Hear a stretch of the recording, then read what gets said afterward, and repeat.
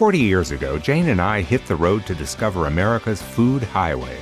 Over 100,000 meals later, we're still finding delicious food, adventure, natural beauty, and interesting people. Delicious oysters are not the only reason to travel from Appalachicola, Florida, through Pensacola to the Mobile Bay. They're magnificent, yes, but so is everything else about this magic route along the Gulf of Mexico. From the serenity of what's known as the Forgotten Coast to the buzz and bustle of Mobile, it's a delicious taste of the USA. Everybody around here is really friendly. It's a very unique environment. We have the salt and freshwater environments here. I've been real fortunate to have grown up here and to be able to experience all the things I have. After you've worked on this water like for as long as I have, it's hard to turn away from, you know, and I take a lot of pride in my work. Oh, this bay, just describe the bay in one word, hell paradise, I guess. Yes, it's paradise, and not just because the oysters are so good. Everybody we met here has been so friendly. We have people that just stop and you talk to them, you start telling them where you're from, and they start telling you places to go. And the lady at the visitor center down here told us to come here because this was her second generation oyster family, you know, and they were, she said, this is it, this is the real thing. You get fresh Appalachicola oysters. We have our own boat that are harvested, ice chilled right there, washed right over there, brought into the restaurant, and served right out here. If you want to get good fresh Appalachicola oysters, this is a good place to come right here. Highway 98 is bordered by tall trees on one side and Gulf Coast waters on the other. It's a beautiful place to drive, and road food treasures abound. In Port St. Joe, one of the best is the Indian Pass Raw Bar. It's a ramshackle roadside joint that began life back in 1929 as the commissary for a turpentine factory. Today, it's all about oysters.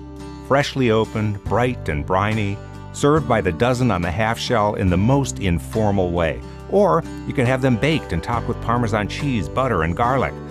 Yes, they're delicious. Florida at its most flavorful.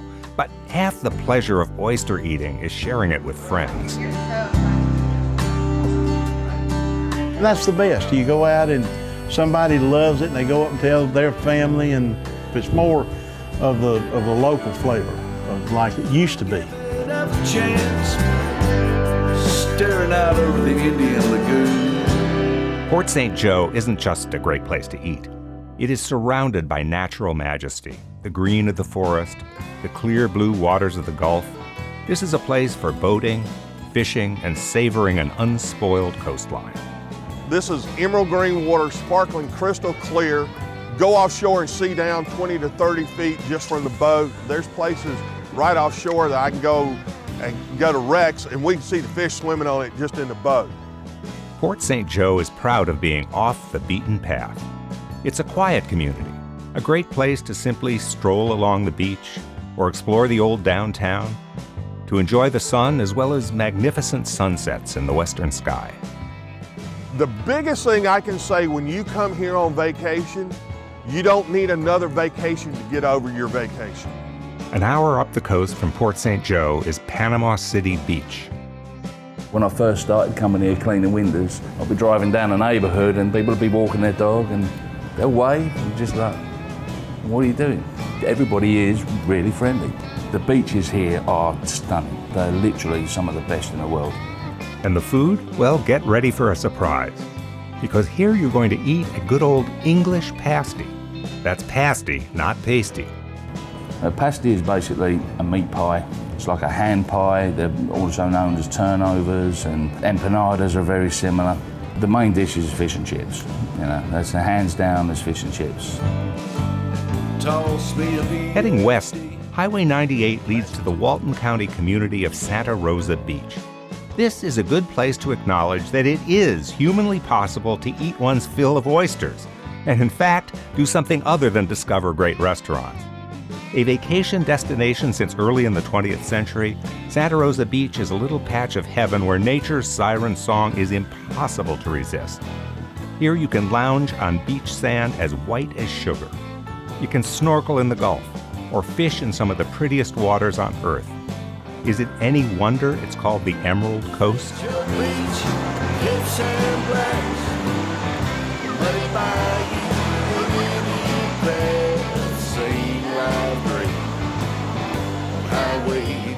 Great snack opportunities abound wherever you wander. Casual, informal, street food is everywhere. It is nothing but fun and brightens up any stroll around town, but for a most memorable meal, the edible highlight of a visit here, you want to check out the Great Southern Cafe. At once beachside casual and gastronomically sophisticated, the Great Southern Cafe is a handsomely rendered upscale version of a down-home past. New-fashioned Southern cuisine is how the menu describes it, meaning that you eat familiar favorites with a worldly twist. Key lime pie is essential. And oh, look at this crab martini. Does it get any fresher? Grab your girl right off for a while. For fans of vinyl records, Central Square Records is a visit to heaven. It's a true treasure trove of 45s and record albums. This is a genuine, independent record store with an inventory of music that ranges from vintage tunes to mainstream hits to recordings by favorite local artists. And after browsing, you can pay a visit to the Truman House, where the movie The Truman Show was filmed. We ain't close to running out of beer. Yeah, we're all just hanging here. Now let's head west and see what's going on in Pensacola. Fort Pickens National Park, part of the Gulf Islands National Seashore, is an amazing piece of American history. It was built using over 21 million bricks during the pre-Civil War era to guard Pensacola Bay, which happens to be the deepest harbor on Florida's Gulf Coast. It remained a military installation till the late 1940s. Beach people problems from top to bottom. We welcome everybody as we have since 1559. It's a very diverse city, as a lot of port cities are. Because people end up there and they end up staying and they like it, and that's what's happening in Pensacola. Plenty to do here in Pensacola. We have the world's widest beaches, as we said, but there's also a great downtown. Pensacola is alive and well. Besides just cultural tourism, we also have a great dining scene here. I was talking about Andrew Jackson coming here. There's a restaurant that sits right there on that park called Jackson's. Andrew Jackson. If you look at its logo, it's Jackson's signature. It's friendly and it's inviting. You can be here all day long without ever having to spend a penny to get in anywhere, because a lot of the museums are free. Do some exercise and build up a good appetite, because you want to come to Pensacola very hungry. The eating opportunities in Florida's westernmost city run the gamut, from burgers and barbecue to 4-star fine dining. Favorite destinations for locals as well as tourists include the side-by-side Fish House and Atlas restaurants and Jackson's Steakhouse. But let's zero in on Joey Patty's Deli, a casual eatery that feels like a great big diner.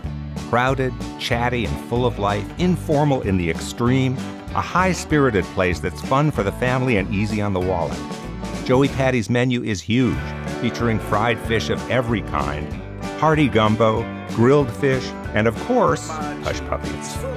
And next to the restaurant is Joe Patty's vast seafood store, crowded with cases of just about everything that swims and tastes good. We know seafood here at Joe Patty's. When I sell seafood, I know damn well it's fresh. From Pensacola, we're heading west into Alabama over the bay. The city of Mobile has a unique character that is at once modern and vintage, with a melting pot spirit that reflects 300 years of a city once known as the Paris of the South. Just about every weekend in Mobile hosts some sort of art show, cook-off, or festival. If you're looking for a more leisurely experience, you can stroll historic neighborhoods lined with giant live oak trees or paddle in one of the most significant river delta systems, just minutes from downtown. Mardi Gras began in this country in the city of Mobile back in the 18th century, and it is Mobile's greatest living tradition. Every example of the art that is Carnival can be found in our museum. It's fun and engaging, and you learn something. No visit to Mobile is complete without a feast at Winsel's Oyster House. It began as a 6-stool raw bar in 1938. Now it's grown to become a seafood lover's holy grail of the Deep South. What to eat? Oysters, of course, however you like them. And deep-fried crab claws, they're a Mobile specialty. Gumbo is a must. But what about Winsel's decor? Every available inch of wall space is occupied. much of it by silly aphorisms coined by founder Oliver Winslow. It is impossible not to have a good time in this place, where the walls talk to you with words of wisdom or not, everywhere you look. From the white sands of the Emerald Coast to the city buzz of Mobile, this is a road trip to remember.